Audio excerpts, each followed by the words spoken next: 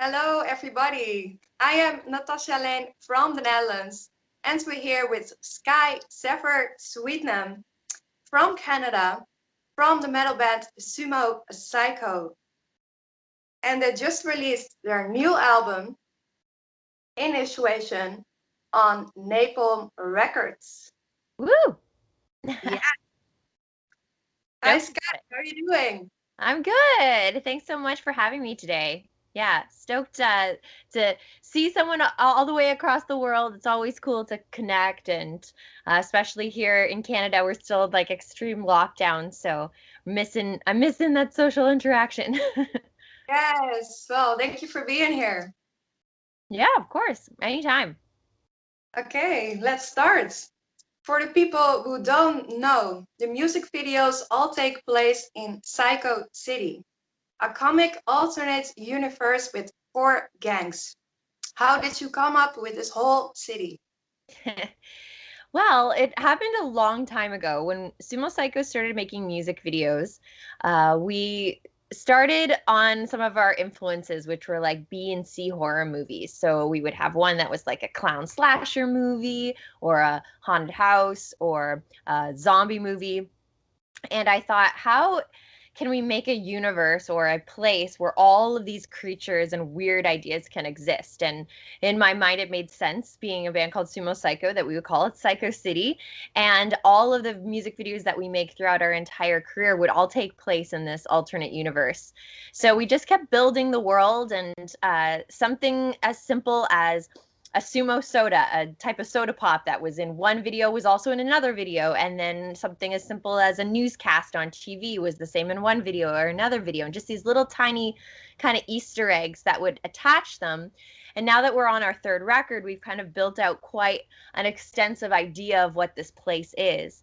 And I thought, to dive deeper, I would explain how the inner workings of the city works with these 4 gangs, and what they mean, who's in them, who is deceiving who, and who is friends with someone from the opposite gang, but then somebody who hates the other person. And I thought it was kind of an interesting way to make an analogy about the world we live in today, but through a comic book lens, because I feel like in this day and age, so many people are at war with each other with contradicting opinions. They feel like they're on one side of the aisle or another. And it's interesting to me to see where those different ideas and opinions intersect. So that's the whole thing in a nutshell. I could go on forever, but Yeah, that's very awesome. It's very original. And every time it comes back with your CDs and music videos, so it's very nice. yeah, and if anyone out there wants to take the quiz on our website, it'll tell you which gang you belong to. Yeah, that was actually my next question. Ah, I'm reading your mind. Sorry. Yes, so that's very funny. Yeah, I wanted to ask actually to which gang you belong to Psycho City when you completed the quiz. Well, I made the quiz, so I'm a little impartial because my characters play gangs in uh every different faction. So I'm a little bit of all of them, actually, and they're really modeled after the different sides of my personality. So there's like the fierce femme version, there's the boss kind of like business person, there's the sporty kind of wild rebel, and there's the dark kind of uh, death and kind of like depressed side of me, I guess. That's kind of a little darker and kind of likes to be alone and isolated. So all those different types of personalities are shown through the four clubs. Okay, yeah, I took the quiz also, and it also said that I was a little bit of all 4 of them. Okay, cool. That's awesome. Yes. And do you already have an idea which of the new songs you're gonna play live? Well, we definitely can't wait to get back out there. And we have been playing a few of the ones from the new record already. So, Run with the Giants, Love You Wrong, we've been playing. We teased our fans in 2019 with a little bit of the song This Dance is Doomed, which is on the end of our record. And we've practiced all the new singles. So we're just going to keep going and try to fit in as many as we can in the new set. Especially if we get to do some headline shows, we'll definitely have the time to do more of the stuff from the new record, which I'm excited about. Yeah, cool. I'm very curious to hear the new songs live when it really comes alive. Awesome. Yeah. Thanks. Okay, and why you decided to have Awakened as a bonus track? Because that one is really good in my opinion. It's even one of my favorites. Cool. Yeah, so Awakened to me was one of those songs that we had kind of written, I would say, a handful more than we needed for the record. And probably we could have made two records if we really pushed ourselves because we had a lot more time with COVID and whatnot to work on this record. And it was really hard to narrow down just what the core of the record was going to be. And we had so many other songs. But I think what made us choose Awakened out of the other tracks to put on as the first bonus track was we felt like it showed a bit of a different side of what we do as a band that wasn't shown on the record. So when we're building that track listing, you really want it to have all those different like flavors and textures and colors so that you kind of have a really good idea about who Sumo Cyco is. And we felt like Awakened added that extra little like punch of yellow or red or whatever it is that kind of like makes the whole landscape kind of feel like you understand what we're trying to do and incorporate all these different styles. Okay, I understand. And something else. I know you're a fan of RuPaul's Drag Race. Yeah, Me too. I go literally to every show that is here. that's awesome. So I want to know who's your favorite queen of RuPaul's Drag Race? Well, RuPaul's Race recently came to Canada and they did a RuPaul's Drag Race Canada. And Scarlett Bobo is one of my favorites. And she actually reached out to me online and said that she was a fan, which I was like so shocked with. I was a fan. So when you are a fan of someone who's a fan of you, it's pretty awesome. So we actually talked about how we could possibly do something in the future, maybe she could perform at a Sumo Cyco show or something. It would be really cool. Yeah. Pretty cool. Yeah, Yeah. and have you seen the new season of America? Yeah, I think so. I we watch it all the time, and Matt just put on. My boyfriend also really loves RuPaul's Drag Race too. He just put on the Australian version, so we've been watching that recently. They had, I guess, sometimes our way our Netflix or our subscriptions, they don't always show them as they're coming out. You always have to kind of catch up once they add it to the subscription. So, I think we're still waiting on the very recent one. Okay, awesome. And can you give us some insights on the themes of the lyrics of the new album? Yeah, so because we wrote this record prior to COVID-19 and we also wrote some songs when we were in quarantine, I feel like there's a very diverse subject matter I'm dealing with. So when I started this album, I wanted to make it a bit of a love story, and that's why it starts with Love You Wrong, is because I wanted to show my relationship with music and my story of kind of having this like love and sometimes hate relationship with the business of music and doing this for my career because when you're an artist through and through, it's not just like your job, it becomes your life, it becomes what defines you.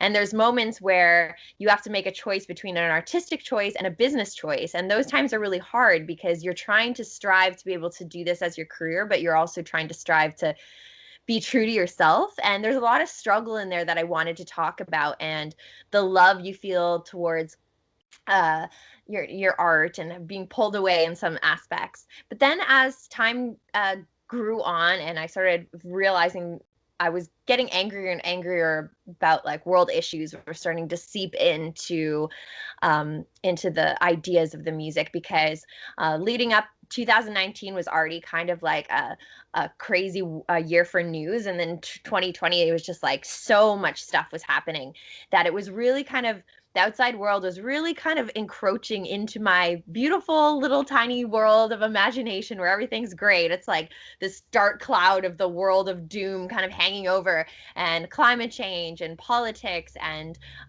police brutality and all these like world issues were just kind of crushing me in a way that I felt like my own spark, my own soul and happiness of my everyday life was just being diminished constantly. And in order to fight back against that, I wrote a lot about those types of things and how that world was kind of affecting me.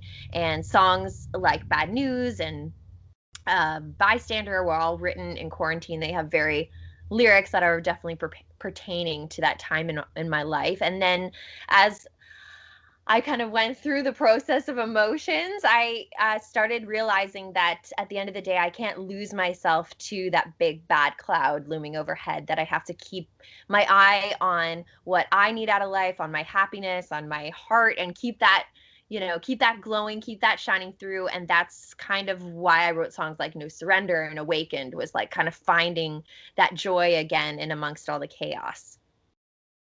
Okay, beautiful. And would you like to live in Cyco City if it really existed? Yeah. Well, it is my imagination, so sometimes I kind of go there and live there when I'm trying to escape reality. It's a very like creative place for me to go, and it's a way I think to describe some things that I'm feeling or going through in a way that's not maybe as direct as talking about like certain types of issues, but I can do it in a way that's like an analogy of my life. So I give the example of the video for Bystander and Bad News both depict these kind of explosions and big spiders coming out at you. And to me, in Cyco City, those things kind of relate to the idea of uh, Corona 19 kind of, or COVID 19 kind of coming in and invading our world like a big giant spider that you didn't expect to exist and now it's destroying everything. That's kind of like the analogies that I kind of like to use. So it's a little bit blown out of proportion and a little weird, but it's kind of like my own way of processing what's happening in the world. Okay, great. So back in the past, I think I can say you were a famous pop star. Me as a teenager, I was a huge fan of you. Aw, thank you. I still got this solo album. You do. That's awesome, Natasha. That's great. And I just wanted to ask 3 questions about it, if that's okay. Yeah. Okay. How do you look back on it now? Well, I think it's like everybody who looks back on their early teen years, tween years.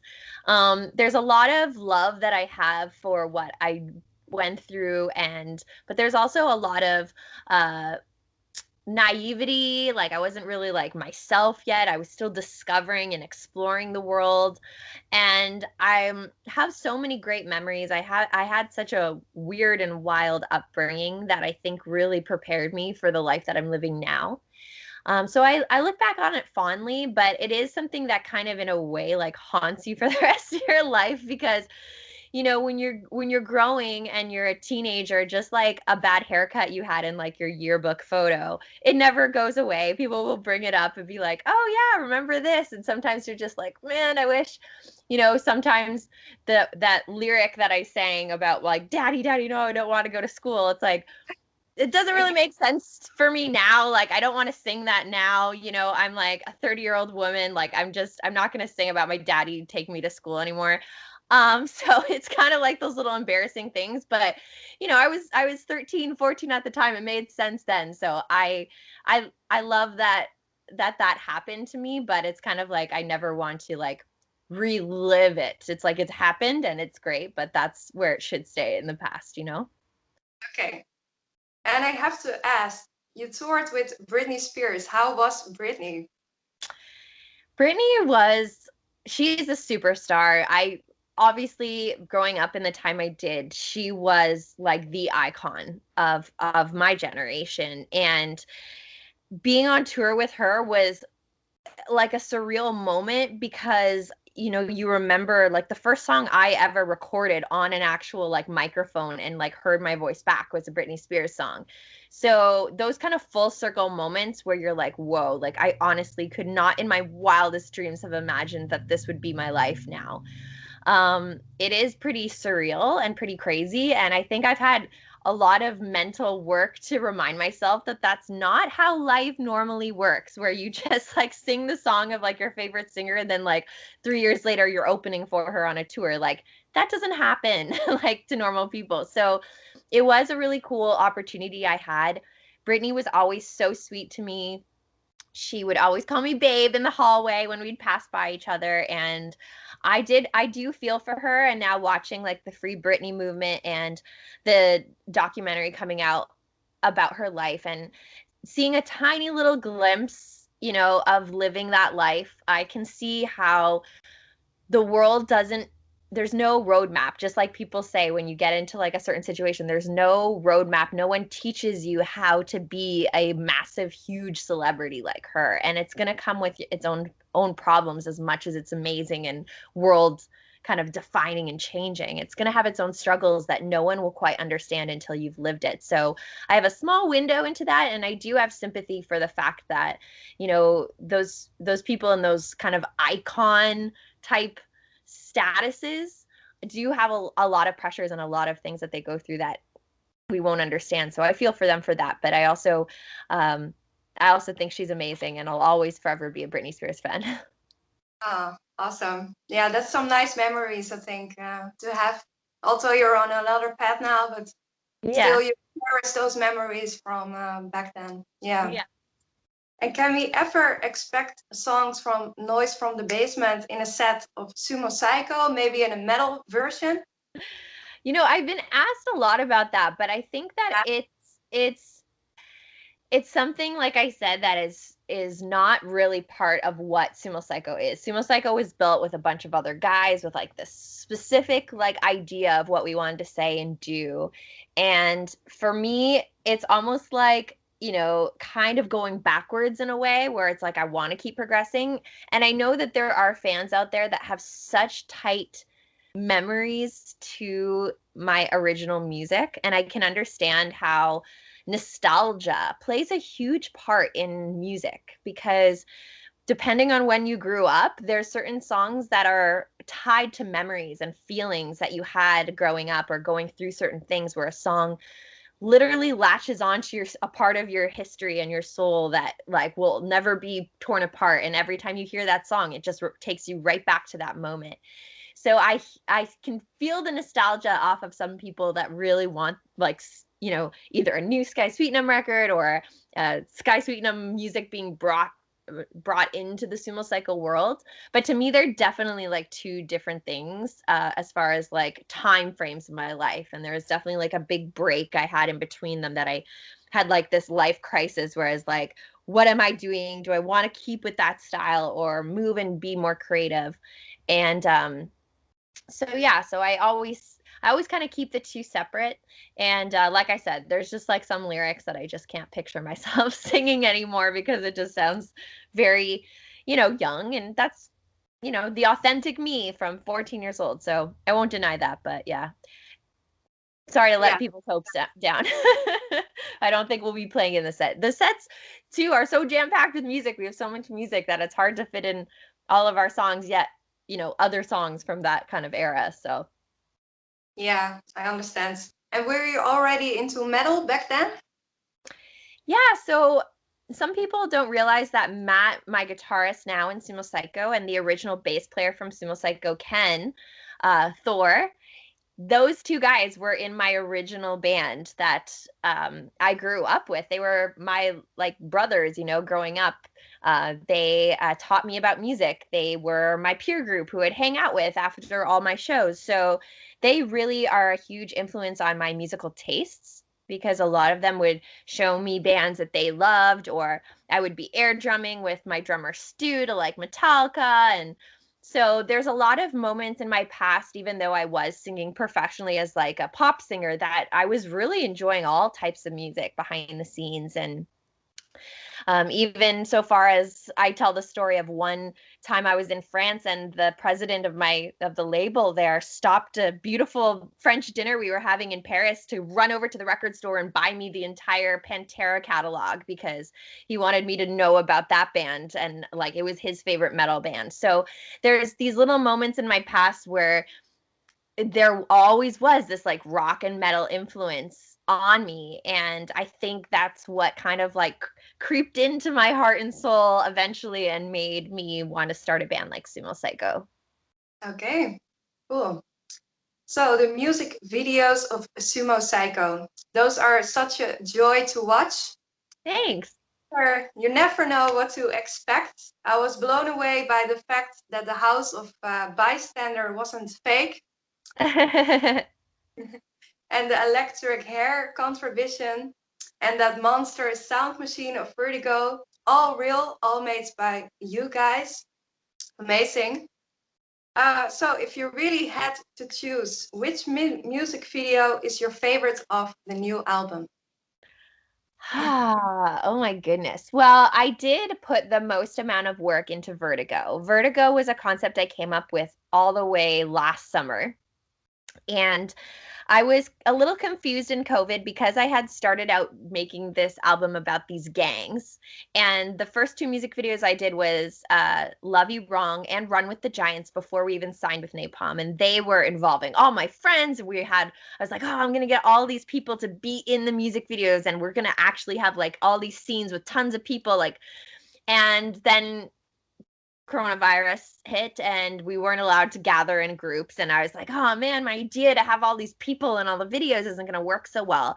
And I thought, how do I represent these four different versions of myself or four different aesthetics and kind of do it in a different way that I can manage in this pandemic? And so I thought about each gang was represented by a different poison in a box, and each one that you take takes you to that world and makes you feel in that vibe. So that's kind of went with Vertigo. And I convinced Matt, our guitarist, to build, like you said, that crazy wall of bits and bobs of computer parts and speakers and those bullhorns. And we had collected that kind of stuff for years and years and years. And I'm such a pack rat where anytime I see a dumpster with some like cool stuff beside it that is going to be thrown out, I'm like, no, I'll take that. I'll make art out of that. So I just collect and collect and collect. And then I realized at one point, that's why I've been collecting it all, is to make this one huge piece of art. And it just all kind of came together for that video. And I just put a lot of thought into every aspect, from the wardrobe to the story to the set design and the angles. And I think the more I have time to plan a music video, and sometimes I have more time than other videos to plan, the more I end up liking it, because it really is about that thought process from beginning to end of picturing a shot in your mind and thinking of all the elements that make up that shot, from the lighting and the set design and the costuming and everything. So I'm really proud of that one. Yeah, they're all very amazing. Thank you. Okay, and whose idea was that to do that ending of the bad news video with that little cute Skye? That was really shocking to me. Well, we had planned to have the father figure with a shovel, and at the end of the video, he was just going to smash the TV, and that was going to be the end. And we thought that it would be like the little girl, the little purple Terranaut was going to be holding the little version of me, and we'd just be shocked that the dad just destroyed the band, because the band was living in the TV, so the band would have died, right? But I thought, we were sitting there and we were filming all these shots that of me just doing this, pretending I had another version of myself in my hands. And Matt calls out, he's like, well, what if you just dropped her and she was on the floor? And then I was like, okay, we could do that. We could do a shot looking down the floor. And then he's like, what if instead of killing the TV, we killed her? And then I was like, well, let's just film it. Let's just film the shovel coming down, and then I'll see in special effects if it like works, if it looks cool, or if it looks cheesy, or like how it works. And we just tried it out, and then at the end, I literally just edited it, like the whole video, and then I just edited the end, and I was like, this is perfect. It comes out of left field. It's shocking. It's bad news. It's perfect. So I think once I saw it in edit, I was like, this is gonna work great. So yeah, combination between Matt and myself came up with that. Okay, yeah, I really didn't expect that ending. And I had a merch idea. What about releasing that little Skye of the Bad News video as a doll, puppet, or a little statue or something? Yeah, that's cute. I like the idea. I've been really intrigued with figuring out a way to make action figures, and I'm really into manufacturing. I even have a 3D printer here at the studio that I need to take more advantage of because I love making molds, and one of my ideas that is in mid idea is I want to do a stop motion version of our Terranauts, and I've got their heads sculpted and I've gotten some body parts sculpted to do that, but it's still going to be a process. I'm not sure what video I'm going to do it in. But yeah, there are these types of ideas like that float around in my head, but it's just a matter of finding the right partners and the right way to pull it off that makes sense financially and makes sense so that the fans can get a hold of it themselves. Yeah, that would be really cool. And there are already really cool merch items on your website, like different USBs with content, one as a credit cards, Hmm? your own sodas, Sumo sodas, and belts, candles, and a lot of crazy t-shirts. So yeah, guys, check that out. Really cool original stuff there at sumocyco.com. Also check out their new album, which is also really cool and original, called Initation, which is out now. And yeah, that was the end of my interview. That's awesome. Well, thank you so much for all the props. And yes, please, uh, anyone out there, if you're interested, check out sumocyco.com, all our music videos. And I appreciate, Natasha, so much of you taking interest in our band and spreading the word for us. Yeah, thank you too. And one last thing that I like to ask you, can we take a picture together for the thumbnail of the video? Yeah, of course you can. Right. All right. Thank you so much, Skye, and have a wonderful night. Oh, thank you so much. You too. Take care. Hopefully, I'll be back in Netherlands soon. That would be awesome. Hopefully, I'll be there. Okay, sounds good, girl. See you next time. Bye. Bye-bye. Got to untangle myself somehow. It don't got to be complicated, baby. It don't face me.